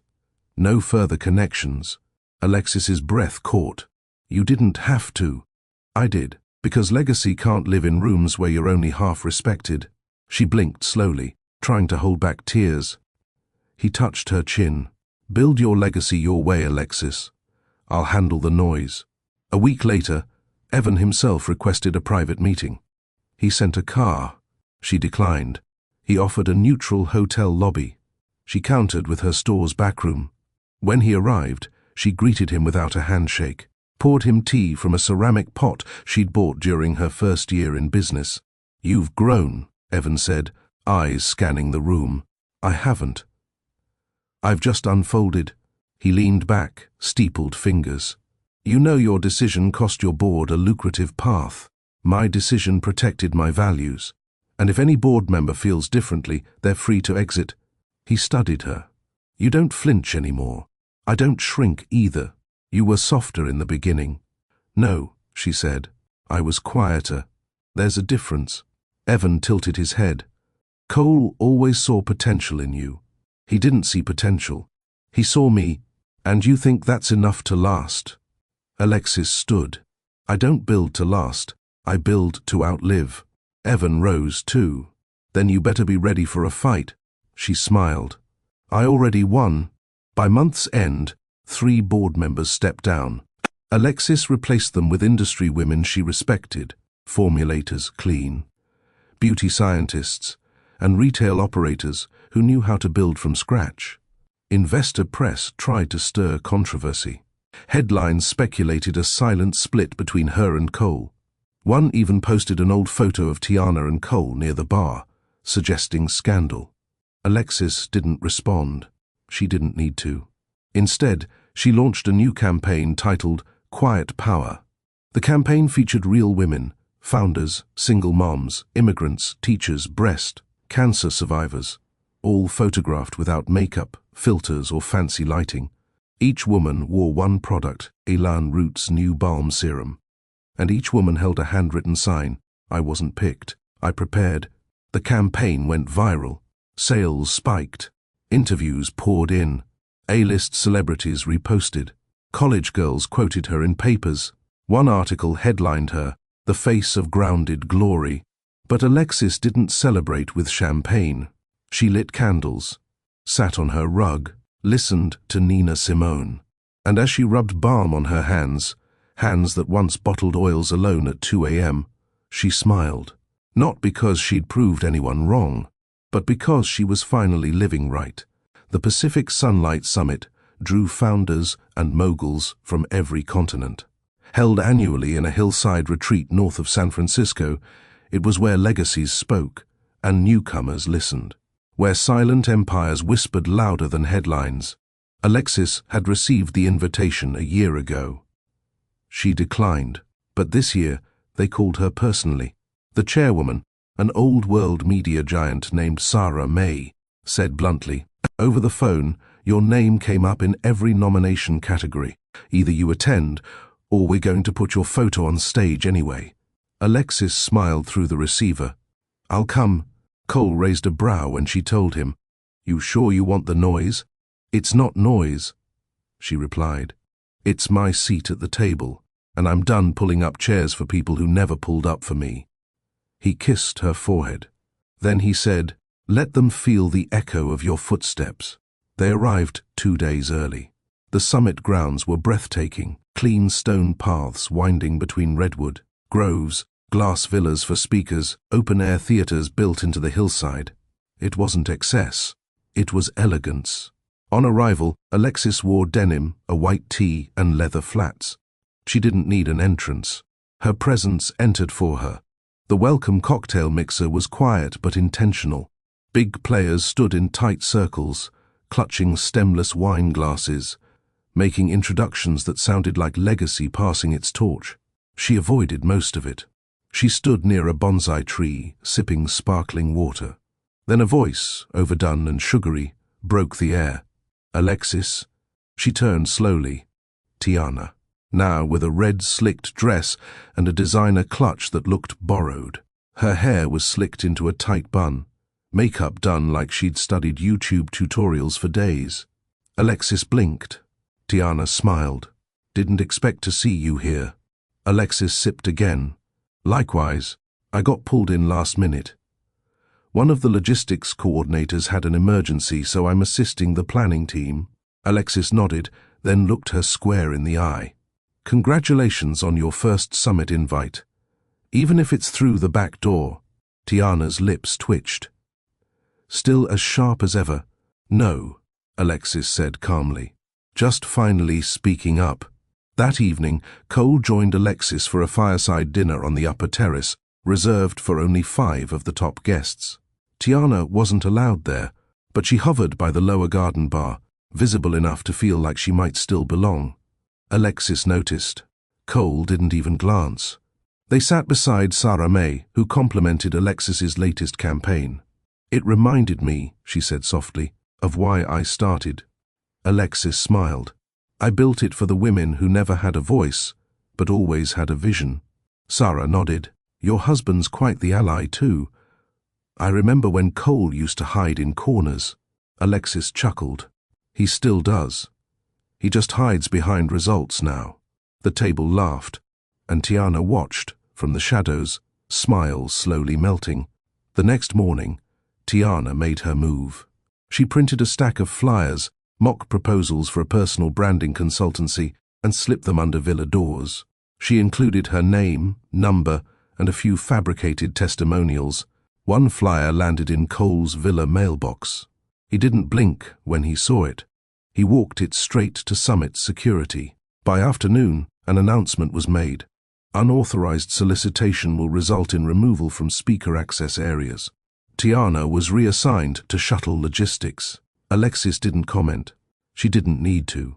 At the closing gala, Alexis wore a floor-length black gown, simple, smooth, without shimmer. Her hair flowed in soft curls. Cole stood beside her in a black suit with no tie, hand resting lightly at her back. They were announced last, the final honorees. When they stepped into the ballroom, heads turned, not because of excess, but because of energy. And in the far corner, near the water station, Tiana stood in a Summit staff jacket. She gripped a clipboard tightly, watched, waited. And when Alexis turned, locking eyes with her across the marble floor, she smiled. Not petty, not cold, just full. Tiana smiled too. But it didn't reach her eyes. Then came the final moment. As the Summit's MC gathered honorees near the stage for closing remarks, she asked everyone to introduce their guest. Alexis stepped up, mic in hand. "I brought someone who reminded me what stillness looks like," she said. Someone coughed. She continued. "He invests in silence, but loves loudly, in action, not volume." She turned to him. "My husband, Cole." The room applauded. Cole joined her at center stage, and from the back of the room, one guest whispered, loud enough to pierce Tiana's core, "Wait, that's the billionaire." Tiana left the ballroom before dessert. No goodbyes, no closing smile, no more flyers. She disappeared into the cool California night. The jet ride back to Chicago was quiet, not tense, just thoughtful. Alexis looked out the window, her fingers grazing the leather armrest. Cole sat across from her, a glass of still water untouched beside him. He watched her with that steady gaze he always carried, not pressing, just present. "You okay?" he asked. She nodded slowly. "I was just thinking how strange it is, watching people who once mocked your roots now scramble for your branches." Cole leaned forward. "You didn't just grow, you grew past them." Alexis smiled. "She'll say I embarrassed her." "She embarrassed herself," he replied. "You just gave her the mirror." Silence settled again. But it wasn't heavy. It was peace. Back home, Elan Root's headquarters buzzed with energy. New shipments, partnership proposals, and a queue of applicants wanting in on the next expansion phase. But Alexis wasn't rushing. She walked through her lab, greeted her team, checked in on inventory, and ended the day inside the packaging room, her favorite space.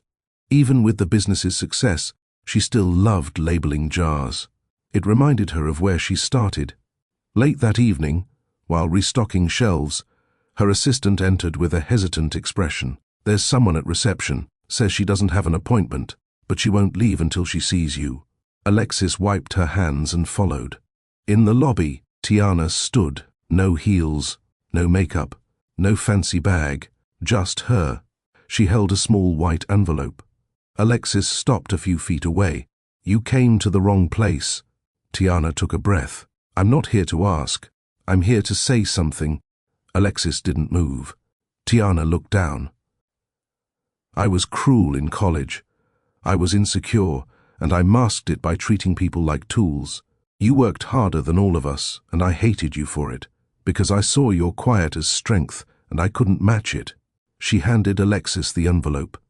Inside is a signed withdrawal from a patent I tried to file under a fake brand name. You probably knew. You just never addressed it. Alexis opened the envelope and glanced at the document. Silence. I don't expect forgiveness, Tiana added, but I couldn't keep pretending. I saw what love looks like when it's earned, and I've never had that. Alexis studied her. You still don't, she said gently, because love begins with honesty, and that includes with yourself. Tiana nodded, eyes glossy. She turned to leave. Alexis stopped her. You can't erase what happened, but you can stop repeating it. Tiana paused, then walked out, quietly. No shade, no smile, just gone.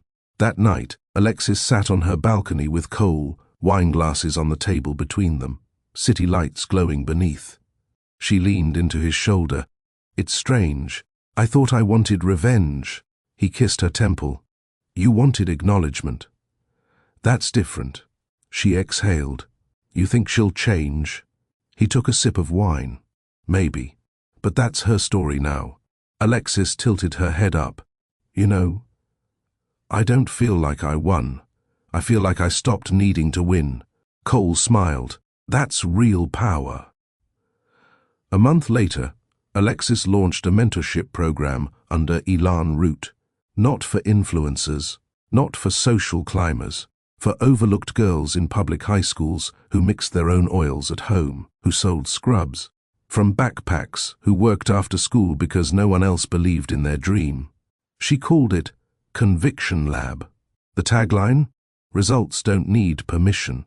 She received hundreds of applications in the first week. One girl wrote, "Thank you for building something for people like me. I don't have rich parents or a big following, but I have ideas, and I won't stop." Alexis smiled when she read it. That girl reminded her of herself, before the applause, before the store, before Cole. Back when she only had recipes scribbled on index cards and a dream that no one clapped for. Later that evening, as the sun dipped behind the skyline, Alexis posted one photo. No face, no caption, just a hand holding a small bottle labeled Elan Root, Volume 1. It was one of her original mixes. Her first label. Her first blend. She didn't need to add anything else. The comments filled with thousands of words. But Alexis didn't reply. She just watched, listened, felt, and somewhere behind her, Cole's arms wrapped gently around her waist. He didn't say a word. He didn't need to. He had already said it, with his presence, with his patience, with his choice. Months passed. The city moved on, the headlines shifted, but inside Alexis's world, something deeper was happening. Not louder, just fuller. She no longer moved from task to task, trying to prove herself. There was a stillness in her success now, not rooted in arrival but in direction. Her mornings began without urgency. She woke beside Cole, soft morning light pouring into their bedroom, no alarms, no calendar pings. Her business ran efficiently, her team was trusted, and her peace had become non-negotiable. But peace didn't mean pause. Alexis had plans, not just for growth, for legacy. One chilly October morning, she stood inside a converted warehouse on the south side of Chicago, surrounded by blueprints. This wasn't another store. It was bigger. An innovation hub, she said aloud, tracing the perimeter with her fingers. For black women building in beauty and wellness. Lab space, packaging studio, mentorship floor, and retail test gallery. Her assistant blinked. You're building a campus? Alexis nodded. Not just a place, a pipeline. It would be called the Root House, where ideas weren't filtered through investors first, where formulas didn't need to be translated for boardrooms, where brilliance didn't have to perform to be funded. Cole backed the land acquisition privately. No press, no credit. When asked, he simply said, "It's her vision. I'm just helping her fly it." One evening, After finalizing the architectural layout, Alexis invited a few close friends over. No influencers, just real ones. Women who had supported her when her labels were still handwritten. They toasted with elderflower lemonade and passed around body butter jars with prototype lids. The room buzzed with energy, not because of clout, but because of clarity. That night, someone asked her, "What keeps you going, Alexis? You've already made it." She smiled. "I made it out," she said. "That's not the same as making room." The table fell quiet. Heads nodded. Meanwhile, Cole had his own quiet mission unfolding. His company, once known for being tight-lipped and elite, was shifting. He had pushed for a fellowship program, 5 young founders from overlooked communities would be mentored directly by his exec team. No pitches, no suits, no pressure. He called it the Listen Project, because sometimes power meant sitting still long enough to hear what no one had been given the space to say. One of the fellows was a teen who had once DM'd Alexis about how to mix shea butter properly. Full circle. One Friday night, Alexis and Cole hosted a joint session between the Root House builders and Cole's fellowship cohort. No hierarchy, just open round tables, soft jazz in the background, and warm light spilling through warehouse windows. A girl with pink braids stood up and said, "I've never spoken in a room like this before. But this space made me feel like I belonged before I proved anything." Alexis's eyes welled up. Cole reached over, brushing his thumb against her hand. Later that night, as the last guests filtered out, Alexis leaned into Cole's chest. "You know," she whispered, "you never tried to outshine me. Not once." He smiled into her hair. "You were the light. I just cleared the glass." And in that moment, without flash or noise, they both knew. They hadn't just survived the world's doubt. They had built a new one, together. A year after that summit in San Francisco, Alexis stood backstage at the National Beauty and Wellness Expo in Atlanta. The lights above the stage dimmed and shifted into a soft golden hue. The room was packed. Editors, buyers, industry leaders. But Alexis wasn't nervous. She was ready. Her company had just been named Brand of the Year. And yet, she wasn't thinking about the trophy. She was thinking about her team, her chemists, her fulfillment manager, the teenage interns she had mentored all summer. They were here, seated at the front, faces beaming. As the announcer called her name, Alexis walked forward. No designer gown, just a sleek black jumpsuit, hair pulled back, skin glowing from her own serum. The applause swelled. She accepted the award, then paused at the mic. For a second, she scanned the crowd. Cole was in the corner, standing, not seated, hands in his pockets, pride written quietly across his face. She smiled. "This isn't just mine," she said. "It belongs to every woman who mixed magic in her kitchen and didn't wait for permission." The room stood in ovation. Afterward, she slipped away quietly to the lounge. She never liked being swarmed. Cole met her there, holding her coat. "You ready to head out?" he asked. She nodded. "Can we stop for tacos first?" He grinned. "Always." They ducked into the back exit, only to bump into someone by the hallway. Tiana.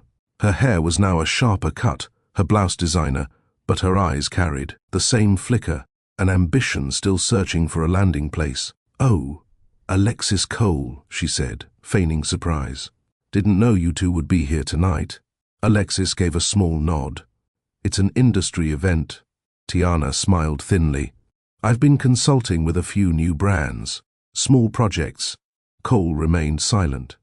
Then Tiana's gaze dropped to the award in Alexis's hand. "Congrats," she added. "Didn't realize you were up for something big tonight." Alexis's tone was light. "I wasn't up. I was chosen."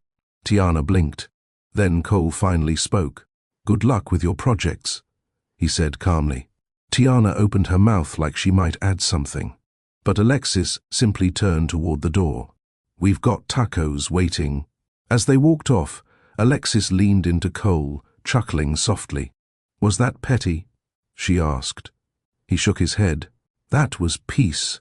Weeks later, the photo from that night went viral, not because of the award, But because someone had captured a candid shot, Alexis walking out, award in one hand, Cole's hand in the other. Her face glowing. No caption needed. The image was shared with 3 words: built, not bought. The moment wasn't staged, but it shifted things. Media outlets started calling Alexis a quiet force. Her brand's demand tripled. Investors she once chased were now requesting meetings. But Alexis was selective. She didn't want expansion. She wanted alignment. She turned down major offers because they didn't value her community or her team. She chose a smaller distributor who agreed to carry her interns into employment programs. When asked why she passed on the bigger deals, she said, "Legacy doesn't come with the biggest check. It comes with the deepest roots." Cole, meanwhile, stepped back from headlines completely. He stayed behind the scenes, appearing only when it mattered most. One night, Alexis hosted a mentorship dinner at the Root House. 5 young founders were presenting their product ideas to a room of seasoned entrepreneurs. At the end, one of the girls, a soft-spoken 19-year-old with a new scalp oil blend, said nervously, "I don't know if I belong here." Alexis looked her in the eye. "You showed up. You poured your time into something real. That's how belonging begins." The girl nodded, eyes glossy. After dinner, Cole helped stack chairs. No one asked him to. One of the girls whispered, "Is that her husband?" Another replied, "I think so. He just carried the cooler inside." And that was the point. Their story wasn't built on flash. It was shaped by presence, by the power of showing up, by not needing to remind anyone who they were, but letting consistency do the talking. That fall, Alexis was invited to speak at her former college's business program. She hadn't been back since she graduated. The hallways still smelled like textbooks and vending machines. The auditorium had newer seats now, but the stage was the same. She stood there in front of 400 students and said, "Someone once laughed at me for skipping a party to make body scrubs in my dorm." A quiet chuckle rippled. But here's what they didn't know. That scrub paid my rent, funded my first label, bought my first shipment of jars. Then she paused. You don't have to be loud to build something loud. You just have to believe when no one claps yet. After her speech, a student ran up to her. "Alexis, I'm building something too, but it's so small. Sometimes I feel dumb posting about it." Alexis looked her straight in the eye. "Keep posting, but don't post to impress. Post to remember. Every small win is still a seed." The student nodded, holding back tears. Later, as Alexis walked across campus toward the car, she glanced up at the dorm building where she used to mix oils. Cole was waiting at the curb. "You good?" he asked. She exhaled. "Yeah, just visited the girl I used to be, and she's proud." They drove off as twilight settled over the campus. Years from now, someone will tell Alexis's story on a panel or in a book. They'll mention the brand growth, the strategy, maybe even the awards. But they'll miss the real part, the days she packed orders while her feet swelled, the night she cried because a supplier ghosted, the moment she walked away from someone who wanted her formula but not her mission, and the day she met a man who saw all of it and never once flinched. The real story was always between the scenes, in the quiet, in the choosing, in the woman who let her glow speak when others used noise, and in the billionaire who followed not because she asked, but because her light made him see everything clearer. If Alexis's journey moved you, if you believe grace speaks louder than revenge, and quiet power leaves the strongest mark, drop A in the comments. Tell us, have you ever outgrown someone who once doubted you? And if you believe that real success comes from staying true to yourself, like this video, share it with someone, chasing a dream, and don't forget to subscribe for more powerful stories right here on Mr. Charles Stories. We'll see you in the next one. Stay grounded, stay glowing,